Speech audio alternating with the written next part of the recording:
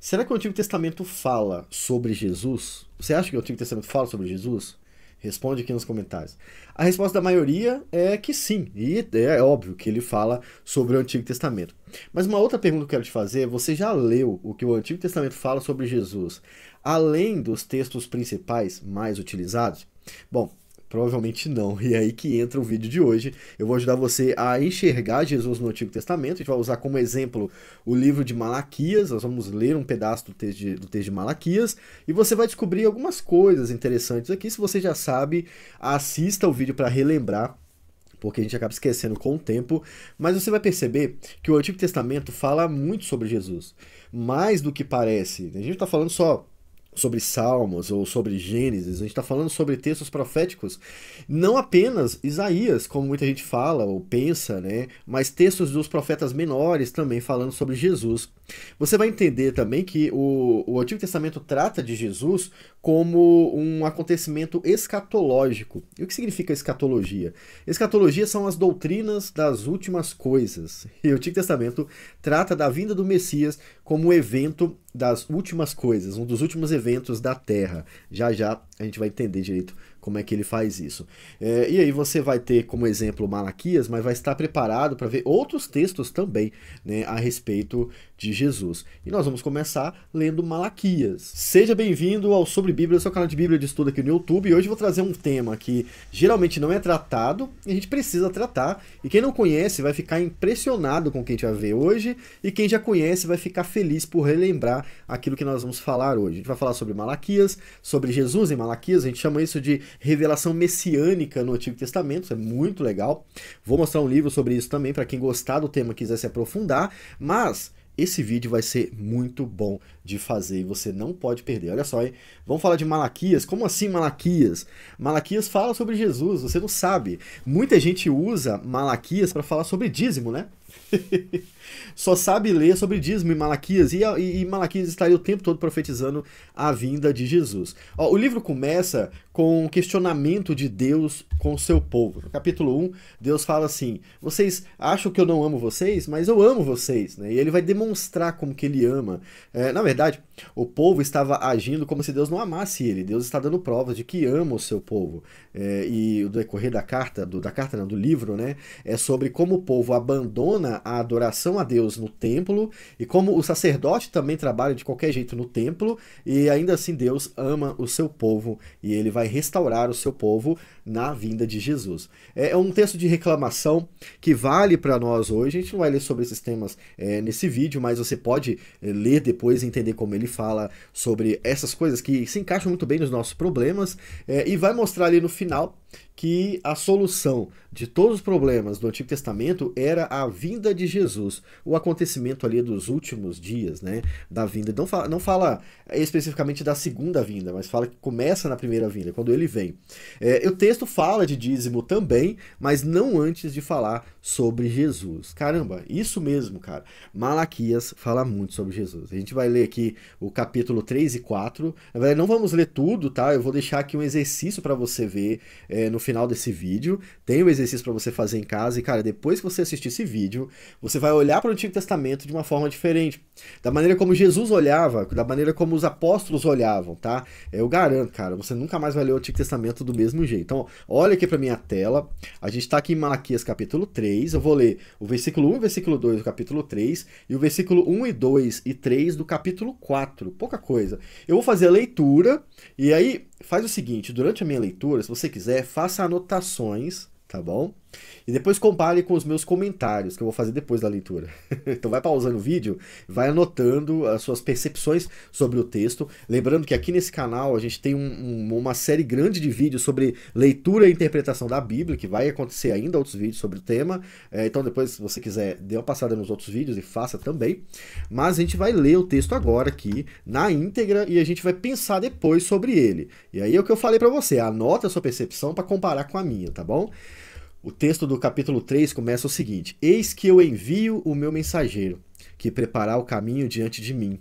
E de repente virá ao seu templo o Senhor, a quem vós buscais, e o mensageiro da aliança a quem vós desejais. Eis que ele vem, diz o Senhor dos Exércitos. Mas quem suportará o dia da sua vinda? E quem subsistirá quando ele aparecer? Porque ele será como um fogo de ourives e como o sabão dos lavandeiros.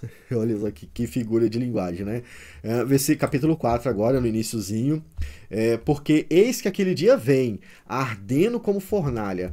Todos os soberbos e todos os que cometem impiedade serão como palha, e o dia que está para vir os abrasará, diz o Senhor dos Exércitos, de sorte que eles não deixará nem raiz, nem ramo. Mas para vós, os que temeis o meu nome, nascerá o sol da justiça, a cura trará nas suas asas, e saireis, e salteareis com bezerros da estrebaria, e pisareis os ímpios, porque se farão cinzas debaixo das plantas dos vossos pés. Naquele dia que eu estou preparando, diz o Senhor dos Exércitos. Só até aqui, cara, olha quanta coisa a gente tem. Vou voltar aqui para você anotar de novo aí, para você ouvir o que eu vou falar sobre isso. Antes de falar o que eu percebi sobre o texto, eu quero apresentar para vocês um livro muito importante sobre esse tema, e que se você gosta, você vai querer ter ele, tá? Eu vou deixar o link dele na descrição do vídeo. Quando você comprar pelo link da descrição, você apoia o canal, você não vai pagar nada mais caro e ainda vai colaborar com o canal. Além disso, você pode colaborar sendo um patrão do canal aqui, ó, um apoiador do canal, tá? Aponta o QR Code para cá do seu celular, aponta o leitor, né, para cá, e você vai entender direitinho como funciona. O livro é Revelação Messiânica do Antigo Testamento, do Gerard van Groningen. Esse rapaz aqui, que faleceu em 2014, gente, ele trabalhou quase a vida toda para falar do Antigo Testamento e de Jesus, da Aliança e do Antigo Testamento. Cara, é muito impressionante esse livro aqui. Esse livro aqui faz exatamente a mesma análise que nós estamos fazendo aqui em Malaquias, tá bom? Só que ele faz de todo o Antigo Testamento. Tá? Então é muito interessante. Onde é que Jesus aparece no Antigo Testamento? Esse livro vai falar, tá bom? O link tá na descrição do vídeo, e vou falar para vocês o que eu escrevi lá no nosso grupo de indicação do Facebook. Tem um grupo de indicação do Facebook. Quer participar? Bota nos comentários que eu mando o link para você. Esse é um dos livros que você mais vai gostar de ler na sua vida, que ele é muito bom mesmo. O autor escrevia como um sábio mesmo, com toda a calma, mostrando ali o que está acontecendo, e vale a pena, tá? O segundo livro que eu quero mostrar para vocês é o meu livro, ó, Texto e Contexto, Manual Básico para a Leitura e Interpretação das Escrituras, incluindo leitura imersiva. Na realidade, o livro da quarta edição do Texto e Contexto não tem essa capa, tá? Essa aqui é a terceira edição, tá vendo? Ó? A quarta edição ainda tem um conteúdo adicional para vocês. Então, quem comprou a terceira edição vai conseguir fazer tudo. Quem comprar a quarta edição vai ter um brinde extra. Então o link está na descrição do vídeo. E vamos dar uma olhada aqui no nosso texto, olha só, hein? Eis que eu envio o mensageiro que preparará o caminho diante de mim, e de repente virá ao seu templo o Senhor, a quem vós buscais. Quanta coisa! Em Malaquias começa o capítulo 3 falando sobre aquele mensageiro que viria preparar o caminho. Isaías falou sobre ele no capítulo 40. Se você quiser ver, também no capítulo 40 de Isaías vai falar sobre ele também. Estamos falando de João Batista, aquele que viria preparar o caminho. E como é que João Batista preparou o caminho? Pregando o arrependimento, e assim preparando a vinda de Jesus, que tem a ver com arrependimento também. O evangelho é um chamado ao arrependimento. E João Batista, ele foi profetizado também nas Escrituras. A gente tem como principais textos Isaías capítulo 40, é o mais usado, mas você tem aqui uma repetição, ó, uma repetição no versículo 1 do capítulo 3 de Malaquias. O texto de Malaquias é mais novo do que o de Isaías. Malaquias está ali no final do exílio, ele está falando para o povo que estava voltando para sua terra, mas não estava se preocupando com a adoração a Yahvé. Tava um descaso total na igreja, era isso. Ninguém queria saber de ir na igreja, ninguém queria saber de adorar a Deus mais, os próprios pastores faziam de qualquer jeito, e é esse o público de Malaquias aqui. E dentro desse público a gente tem ali as pessoas pessoas que eram fiéis a Deus e que também estavam até sofrendo por causa dos outros, né, que eram infiéis. Malaquias está escrevendo para esse contexto aqui. O que ele está escrevendo acontece na primeira vinda de Jesus, tá bom? Então é mais uma forma de você entender como o Antigo Testamento falava sobre Jesus e mais uma forma de você entender o que a Bíblia pensa sobre Jesus, que isso é fundamental para o seu estudo teológico. A Bíblia toda vai concordar com Malaquias capítulo 3 e 4 a respeito do Messias, tá? Então, a primeira coisa que a gente tem aí no versículo 1 é o mensageiro, preparar o caminho diante de mim. E aí ele vai falar da vinda de Jesus, né? Quem é esse Jesus? Ó, e de repente virá ao seu templo o Senhor, a quem vós buscais, o mensageiro da aliança. Jesus, ele aparece de repente no templo também, nos evangelhos, né? Ele, aliás, dá uma aula de teologia no templo. Os mestres ficam impressionados com Jesus, que de repente apareceu ali. Mas ele está mostrando um Jesus que, além de ser esse que aparece de repente no templo, ele também é o mensageiro da aliança. Jesus aparece como o grande mensageiro, ó, o mensageiro da aliança. Algumas traduções, como a Ara, fala que anjo da aliança, tá? Anjo é um mensageiro, então é a mesma palavra, beleza?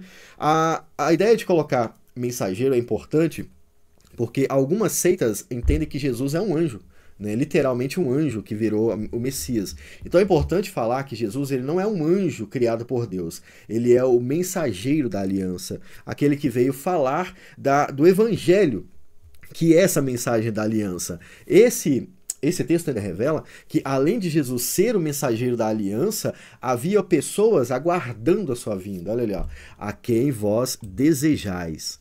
E aí uma promessa no final, eis que ele vem, diz o Senhor dos Exércitos. Então veja bem, no Antigo Testamento as pessoas criam em Jesus e aguardavam a vinda dele. Todos os judeus? Não, não, não. É óbvio que não, porque Jesus é rejeitado pelos judeus. Mas muitos judeus criam na promessa, que não é uma promessa nova para Malaquias, ele já tinha lido Isaías, ele sabia do que Moisés tinha escrito em Gênesis, então não era nova para ele. Isso aqui não é uma revelação do tipo de uma nova revelação, é uma nova aplicação do que ele já conhecia, e ele está dizendo, vocês estão aguardando o Messias? Ele virá, de repente ele virá, né? E eis que ele virá. É uma garantia isso aqui, diz o Senhor dos Exércitos, é um reforço, olha, é Deus que prometeu, ele vai vir, fiquem tranquilos, né? Então é assim que ele revela, eis que eu envio o mensageiro, de repente Jesus virá, não se preocupem, ele vai vir. E aí há um questionamento no versículo 2, né? Mas quem suportará o dia da sua vinda? Olha, o que significaria vir o Messias? Muitos judeus acham que quando o Messias vier, ele vai virar um grande político. Ele vai fazer Israel se tornar o centro do mundo. Mas não era isso que ele estava falando. A Bíblia não focava nas coisas da terra quando falava de Jesus. Focava na libertação do povo do pecado, na purificação do povo. Agora, essa purificação traz duas consequências, tá? É importante você ter isso em mente.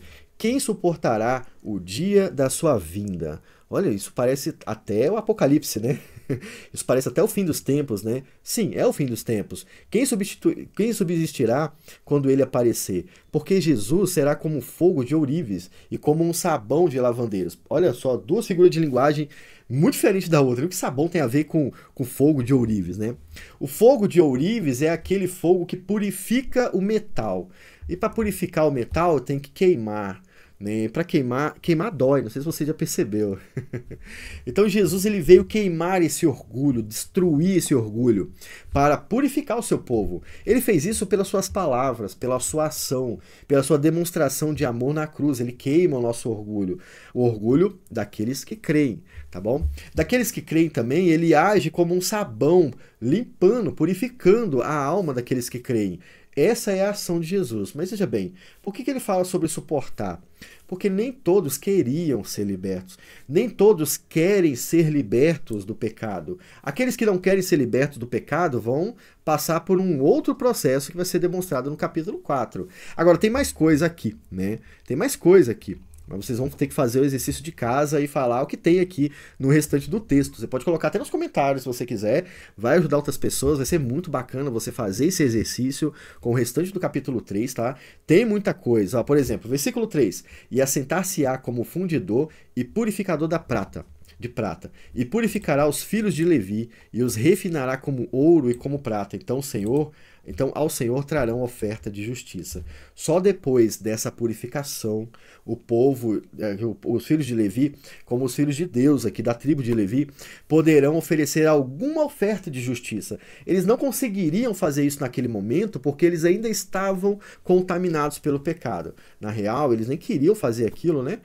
Por isso que o profeta reclama o livro todo, né? Vocês não prestam mais atenção no templo, vocês não entregam mais o dízimo, vocês não lavam ele, o sacerdote está se casando com mais um monte de gente, está virando uma bagunça, né? Como é que alguém nesse estado vai oferecer uma oferta de justiça? Ele precisa ser purificado. E Jesus é essa purificação. Então, ó, ele assentar-se-á como fundidor e purificador da prata. E ele purificará os filhos de Levi. O que o anjo falou para Maria, lá em Mateus 1:21, tem muito a ver com isso aqui. Então, leia lá para vocês entenderem, tá? O restante é exercício para vocês fazerem em casa. Vamos para o versículo 4, porque aqui tem uma informação muito importante, tá? Para quem quiser entender sobre o mensageiro da aliança, Gênesis 17, tá? Ele é o filho da aliança, ele é aquele prometido a Abraão também, ele é o prometido a Eva e também é o prometido a Abraão, ele é o filho da aliança. Quando ele vem, a mensagem de que a aliança foi estabelecida e confirmada por Deus, ela é espalhada pela terra. Esse é o evangelho, né?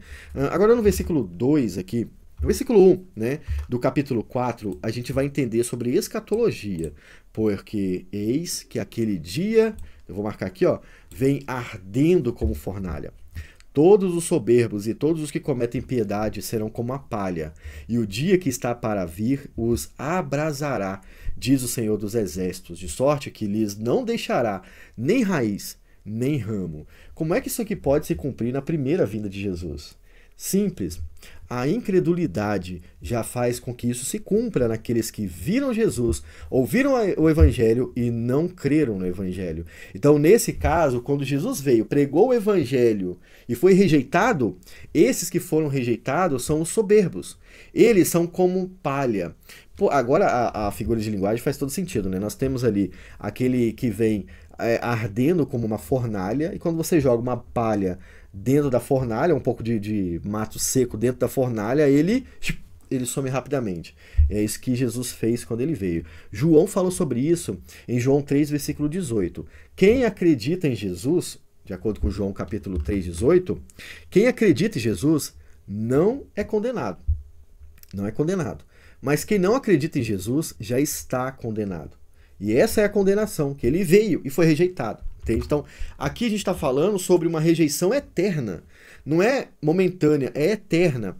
É claro que há casos onde Jesus ele é rejeitado agora, mas daqui a pouco ele é reconhecido, ele é aceito, digamos assim, como vocês gostam de falar, né? Existe uma outra explicação que eu gosto mais para isso, mas essa também cabe. A gente sabe que isso acontece, mas aqueles incrédulos que permanecem infiéis a Deus, não crendo em Jesus, eles estão dando sinais de que o juízo eterno de Deus cairá sobre eles a qualquer momento. De fato, isso acontece. E aí ele estabelece duas bênçãos agora, né? Primeiro ele vai falar de forma escatológica. Escatologia como é que é o nome? Escatologia individual, a crença em Jesus ou a incredulidade. E agora ele está falando sobre duas promessas escatológicas. Mas para vós, os que temeis o meu nome, ó, nascerá o sol da justiça. Jesus ele é considerado o sol da justiça para aqueles que viviam em um lugar escuro, coberto de injustiça. Ele é o sol da justiça. E Jesus usa essa figura de linguagem lá no Sermão do Monte, né, quando fala que nós somos a luz do mundo. Quando ele fala que você é a luz do mundo, ele já deixa subentendido que o mundo é um lugar escuro e que ele precisa ser iluminado. A mensagem do Evangelho é a sua luz, aquilo que ilumina onde você está, e você é a lamparina, digamos assim. Mas essa luz, quando desce para o mundo, quando ele nasce de Maria, ele é considerado o sol da justiça. Onde ele está, a injustiça acaba, porque não há sombras onde a luz de Jesus está. Entende? Essa é a verdade. E aí ele trará cura nas suas asas, e saireis e saltareis como bezerros da estrebaria. Essa figura de linguagem aqui é bem interessante, né? A gente tem que imaginar o que o profeta está falando. Olha, vocês vão ser libertos de tal forma que vai ser como se um bezerro fugisse da estrebaria para correr livremente. E aí quem nasce na cidade não imagina como é isso. né? Quem nasce na roça já consegue imaginar como é que é isso, a felicidade do bezerro aí que consegue sair feliz, né? É uma linguagem que hoje em dia é difícil de entender. É alegre, é isso que ele está dizendo, é feliz. Tá bom? Essa é a promessa para aqueles fiéis que naquele tempo já aguardavam a vinda de Jesus, tá? E para a gente que depois do Novo Testamento, obviamente, passamos a cremos em Jesus, somos libertos por Jesus. A gente pode ter essa alegria por ter nascido para nós o sol da justiça também. Agora, para o ímpio, é um reforço daquilo que a gente já tinha falado, pisareis os ímpios. Agora, presta atenção, você não vai pisar o ímpio vivo. Aqui não é, a ideia não é que você vai vencer o ímpio. Aqui a ideia é de que você vai pisar o ímpio porque ele vai ser cinza debaixo de você. Essa é a justiça de Deus. O ímpio aqui é colocado como alguma coisa que queimou tanto que virou só cinza. A gente vai passar por cima deles. Então é importante entender as figuras de linguagem, né? Pra gente não criar doutrinas estranhas. É importante. Olha, tem um monte de vídeo aqui no canal sobre isso, cara. Eu quero muito que você assista para você entender melhor a respeito disso. Olha só como que Malaquias fala de Jesus, hein? De uma maneira um pouco diferente do que as pessoas estão acostumadas. Eu tenho certeza que muita gente ainda não tinha pensado dessa forma. Agora eu quero saber de você. Fez o exercício de casa? Não, vai fazer ainda, né? Bota nos comentários. Eu quero saber o que mais você viu no texto a respeito de Jesus. E a gente vai acompanhar aqui nos comentários. Tem outros textos assim também. E com o tempo eu vou colocar outros aqui, se vocês quiserem. Se você quiser escolher um texto também, escolhe, bota aqui para eu fazer o próximo vídeo, tá bom? Fique com Deus, espero que vocês tenham gostado desse vídeo interessante falando de Jesus no Antigo Testamento. Assista outros vídeos aqui no canal e tchau, tchau.